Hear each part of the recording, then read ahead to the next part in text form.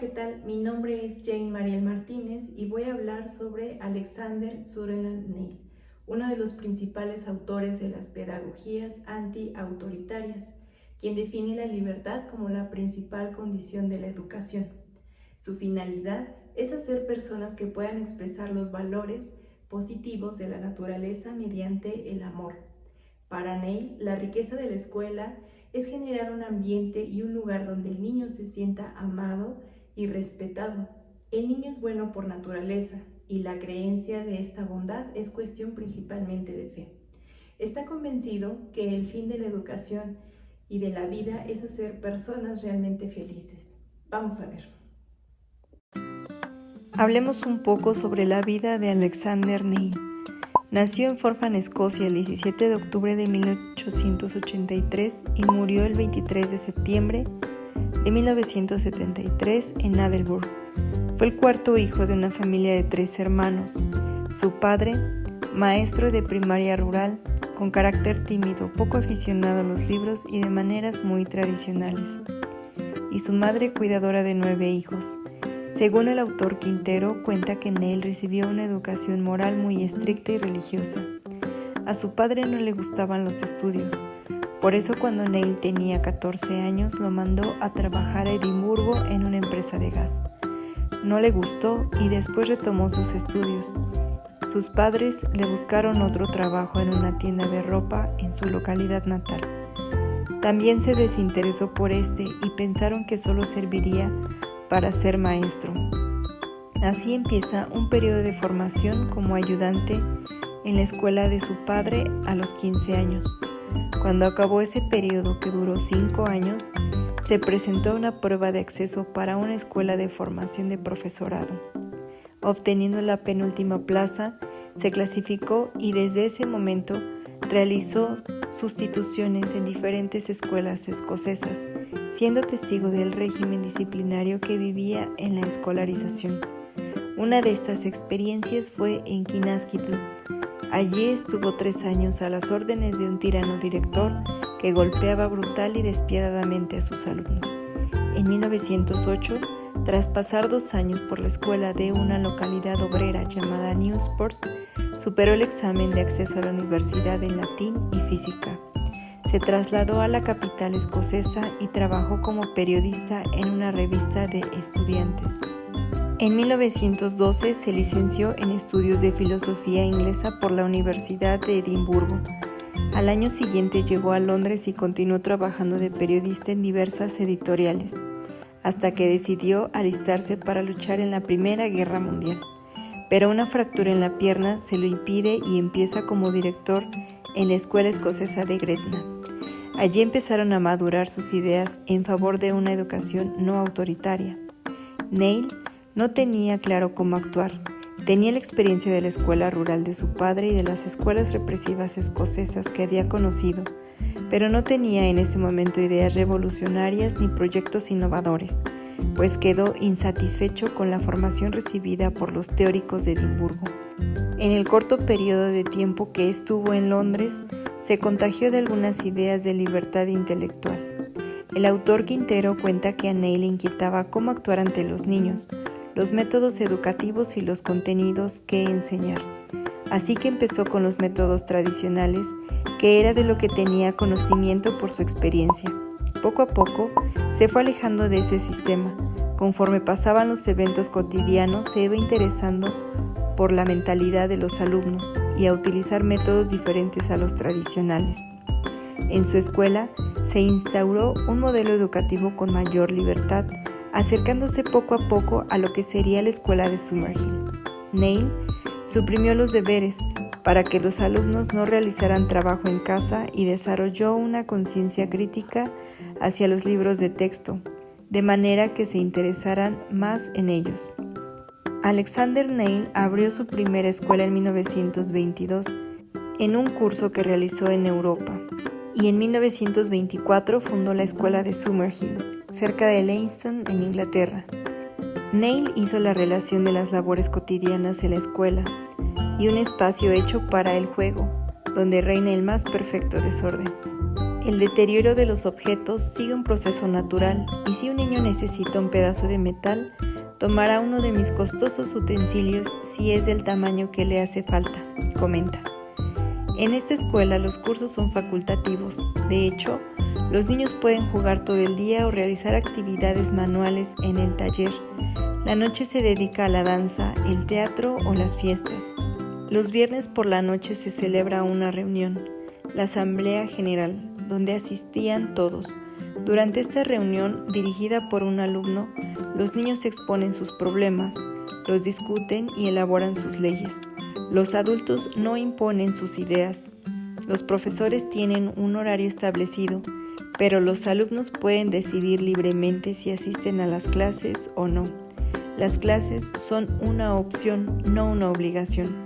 Comenta Neil que cuando un niño ha jugado lo suficiente, empezará a trabajar y a enfrentarse a las dificultades, y sostiene que esta teoría ha sido reivindicada con la habilidad que muestran los alumnos mayores para trabajar bien, incluso cuando hacerlo implica realizar numerosas faenas desagradables.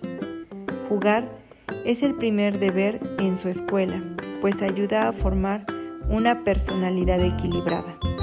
Dentro de los principios de la escuela de Summerhill están: no adoctrinar ni dar instrucciones sobre cómo comportarse, no moldear el carácter, no provocar temor ni usarlo, permitir la autorregulación, conseguir que los adultos sean cálidos, francos y honrados con sus alumnos, reconocer que no se educa con palabras, sino con actos.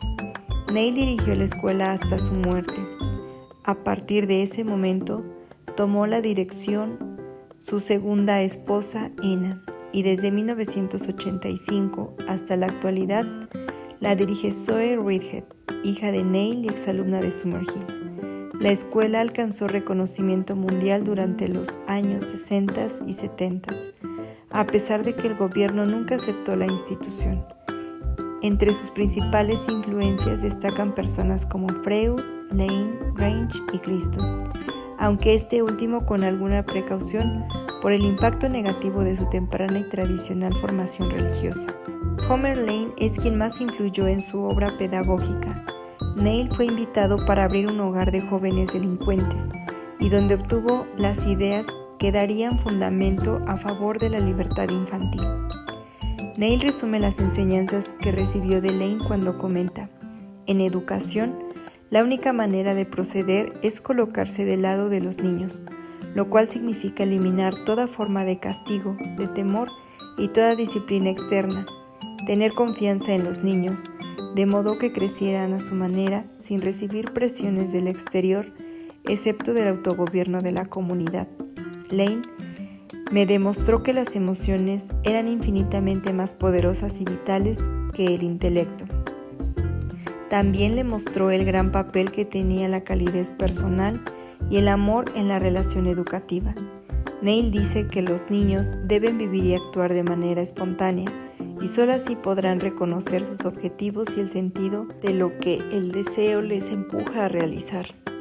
También comenta que no es posible basar en palabras una formación que pretenda llegar al fondo emocional de los alumnos. Por el contrario, solo los hechos llegan a tocar lo más íntimo e importante de las personas. Neil no cree en la política porque opina que no es posible cambiar nada importante si antes no conseguimos hacer personas felices. Alexander Neil parte de dos principios antropológicos que sitúa al principio y al final de su tarea como educador. En el inicio coloca la firme convicción de que los seres humanos son buenos durante todo el proceso y como logro final de la educación coloca la felicidad. La bondad y la felicidad son los dos pilares de la antropología de Neil. La maldad no es natural, sino un resultado de la falta de amor.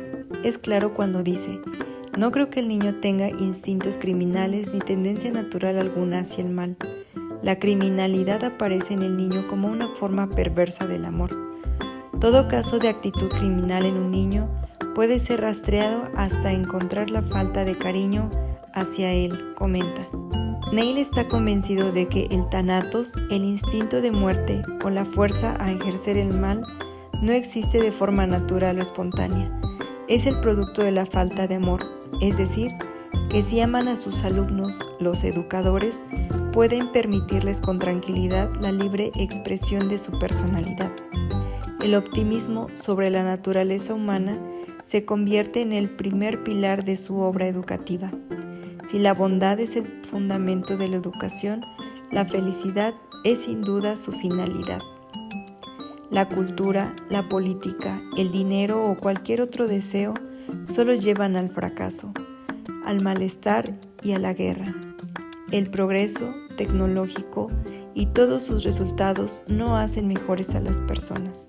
Solo la felicidad humaniza y previene el mal. Las palabras de Neil resultan claras. El niño problema es aquel que es infeliz. Está en guerra consigo mismo y en consecuencia en guerra con el mundo. Jamás un hombre feliz creó un problema en una reunión, se declaró a favor de la guerra o linchó a un negro.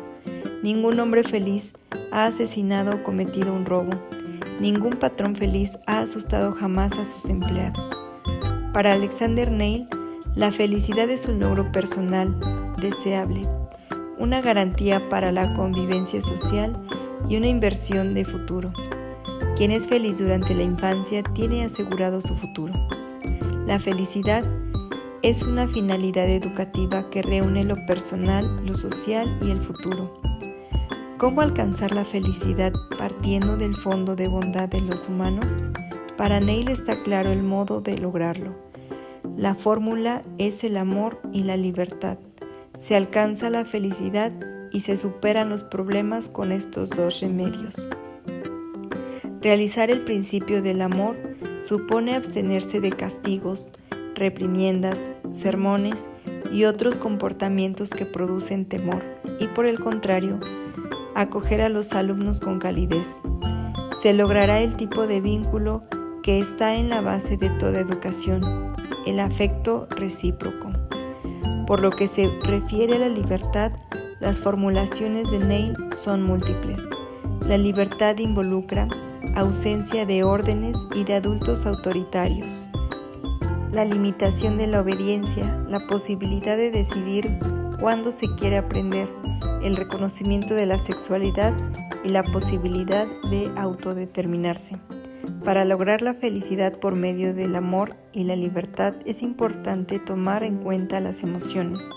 Él comenta que las emociones de un niño tienen más importancia que su adelanto intelectual, es decir, que harán posible cualquier tipo de aprendizaje y de esfuerzo que en un futuro llevarán a cabo.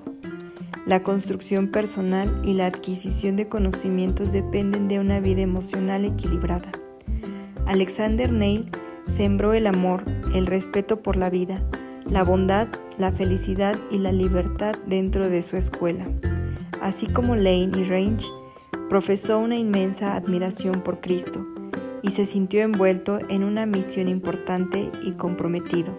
Después de la Segunda Guerra Mundial, llegó incluso a creer que en Summerhill llegaría a ser una nueva civilización, pues cree en un nuevo modelo educativo antiautoritario, dándole cierto poder a los niños para su desarrollo cognitivo y emocional. ¿Y tú, qué piensas de su pedagogía?